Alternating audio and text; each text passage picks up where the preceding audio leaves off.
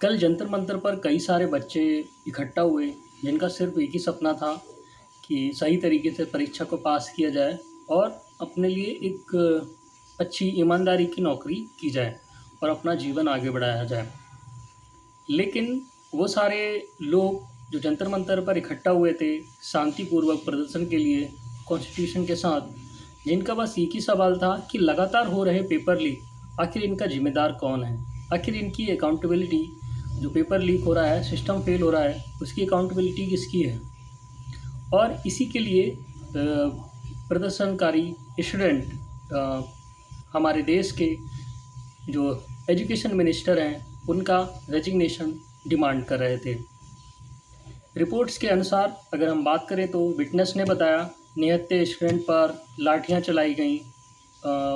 सिर्फ male student ही नहीं, female student लड़कियों पर भी बहुत बर्बरता से लाठियां चलाई गईं। उनके कई सारे बच्चों के पेरेंट्स जो आए थे उनके साथ भी मारपीट की गई। क्या यही वो अच्छे दिन हैं जिनका एक सरकार, एक मंत्री ने वादा किया था कि बहुत जल्दी अच्छे दिन आने वाले हैं? जब सवाल पूछने वाला बच्चा है तो उनके साथ गुंडे मवालियों, आतंकवादियों के जैसा व्यवहार क्यों किया गया? सड़क पर पड़े रो रहे हैं, कोई जवाब देने वाला नहीं है, कोई जवाब देने को तैयार नहीं है। जो कुर्सी पर बैठे जिम्मेदार लोग हैं वो अपनी जिम्मेदारी आखिर समझेंगे कब? किसान को तड़पाया, स्टूडेंट को भी पीटा और वांगचुक जी को ज़बरदस्ती हॉस्पिटल ले जाया गया, उनको प्रोटेस्ट साइट से हटा दिया गया। यह देश किसकी बात सुनता है? आखिर इस देश में तानाशाही और कितने दिन चलेगी?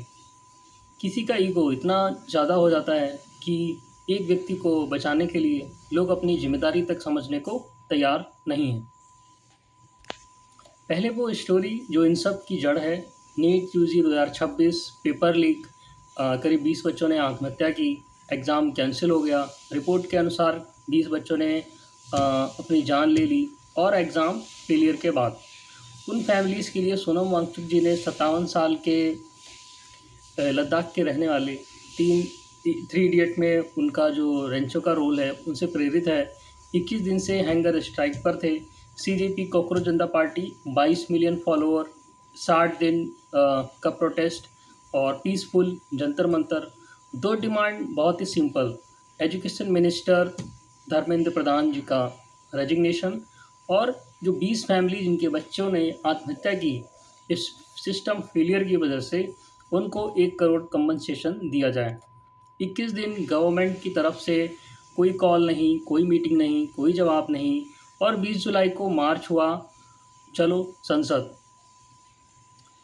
जंतर मंतर पर बच्चे इकट्ठा हुए पार्लियामेंट पर जाने के लिए कल यानी 20 जुलाई को। वो बच्चे जिनके हाथ में तिरंगा था, किताबें थीं और सवाल थे कि चले, सवाल लेकर चले। क्या हुआ? दोनों साइड ऑनेस्टली अगर देखें तो वो लोग जो वहाँ थे उनका कहना है कि CGP plus witness allegation, student और प्रोटेस्टर शांतिपूर्वक मार्च कर रहे थे बिना किसी प्रोवोकेशन, बिना किसी वायलेशन के।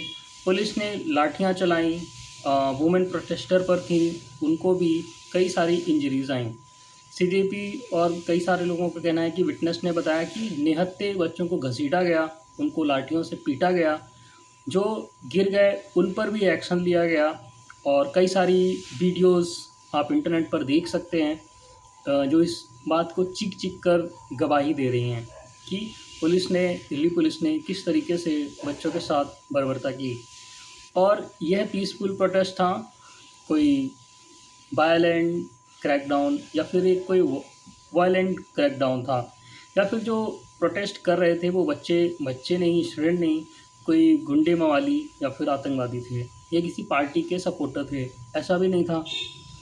दो वर्जन, कोर्ट और इन्वेस्टिगेशन सच तय करेगी। ये तो अब नया ट्रेंड बन गया है। पहले एक्शन ले लिया जाता है बर्बरता से, फिर उसके बाद कहा जाता है कि इसकी जांच होगी और न्यायालय इसका निर्णय करेगी। लेकिन ऐसा हर बार होता है और कब तक होता रहेगा? यह सच दोनों साइड्स को एग्री है। वो स्टूडेंट वहाँ पर थे नीट के जवाब के लिए, 20 बच्चे की मौत का हिसाब मांगने के लिए, और आज भी कई सारे बच्चे वहाँ पर अपने जवाब का इंतज़ार कर रहे हैं। रुको 1 सेकंड के लिए, मैं उन्हें फेस देना चाहता हूँ, नंबर्स नहीं, फेस। वो करीब 18 साल 19 साल के लड़के जिनमें 3 साल नीट की तैयारी की होगी और माँ ने रात को जाग कर अपने बच्चे की स्टडी में सहयोग किया होगा, मोटिवेट किया होगा। पिता ने भी कई हार्ड वर्क किए होंगे फ़ीस को जमा करने के लिए। पेपर लीक के बाद कैंसिल हुआ एग्ज़ाम, जंतर मंतर पर आए, और क्योंकि उसे लगा कि उसकी बात कोई सुनेगा। ऐसे कई सारे लोग हैं जिनकी कहानी ऐसे ही वायलेंट तरीके से कल दबा दी गई। अब इसमें एक यह पहली बार नहीं है। 2020-21 किसान आए पीसफुल ट्रैक्टर टेंट ट्रेलर लेकर सर्दी में, बारिश में, कई दिनों तक, महीनों तक। उनके साथ क्या हुआ? लाठीचार्ज और डिटेंशन। 2026 में स्टूडेंट आए पीसफुल तिरंगा हाथ में लिए, लेकिन उनके साथ क्या हुआ? रिपोर्ट के अनुसार लाठीचार्ज हुआ, किसानों को तड़पाया गया।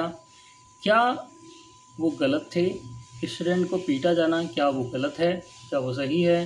वंगचुक को हॉस्पिटल भेजा गया, क्या वो गलत था? हाँ, हर बार जो मांग रहा था वो आंसू बहा रहा था, और जो दे सकता था वो चुप था। यह देश किसकी बात सुनता है? इंडिया का constitution article 19 right to peaceful assembly fundamental right, है ना। Article 19 1A right to speak, right to education, right to question, fundamental right. Article 21 right to life, right to dignity, fundamental right.